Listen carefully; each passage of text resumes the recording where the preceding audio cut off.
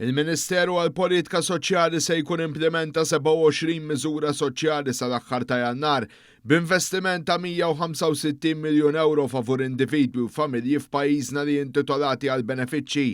Dawn jinkludu żidiet fiċ-Children's Allowance fl-għajnuna supplementari fil-mekkaniżmu addizzjonali tal-kola kif ukoll fil-pensjonijiet tal-irtirar tal-invalidità, tar-romol u tad-diżabilità fost oħrajn.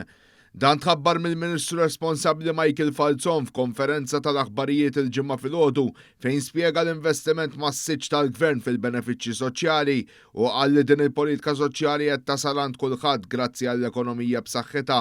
Tenna li għaddej ukoll xogħol fuq ir-reviżjoni tal-pensjonijiet u fuq miżuri ġodda, inkluża lotja ta' 200 euro lil pensjonanti tas-servizz u miżura ġdida għal koppji fuq il-pensjoni minima li mistennija jitlestew sa Mejju li ġej. 3 miżuri partikolari li għandhom karatteristika waħda li tispikka. Il-karatteristika li nirranġaw l-inġustizzji u l-anomaliji li għamel ħadd ieħor u li naraw nintejbu l-kwalità tal-ħajja ta' kulħadd li hija inklużjoni fl-aqwa tagħha. Il-miżura fejn qed għal darb'oħra inresqu l-pensjoni massima biex tiġi ta' kulħadd l-istess, il-miżura l-oħra li qegħdin hemmhekk ukoll nagħtu l-istess drittijiet lill-persuni biex jikkwalifikaw għal pensjoni kulħadd b'10 snin. U l-aħħar waħda mbagħad hija fejn wieħed nagħtu l-fakultà li wieħed iħallas kontribuzzjonijiet li jkollu jista' jkollu neqsin imma mbagħad bl-istess trattament twilit meta twilit tiġi intitolat għall pensjoni.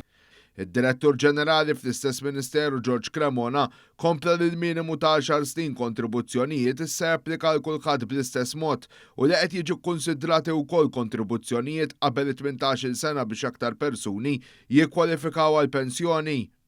Il-miżuri speċjalment li semmejt fil-bidu tal-konferenza stampa huma jitrattaw lil pensjonanti ta' dawk li twildu qabel l-1962 sabiex il-maximum pensionable income tagħhom fuq medda ta' snin jiġi pari passu ma' dawk li twildu wara l-1962 miżura oħra ta' romol li eventwalment se tiġi eżawrita fl-2027 fejn din il-miżura se tkun qiegħda tagħti u il-pensjoni sħiħa tal-konjuġi tagħhom li ġie nieqes. Dawk huma żewġ miżuri ewlenin li diġà qegħdin naħdmu fuqhom sabiex fil-ġimgħat u x-xhur li ġejjin jiġu eżawriti wkoll.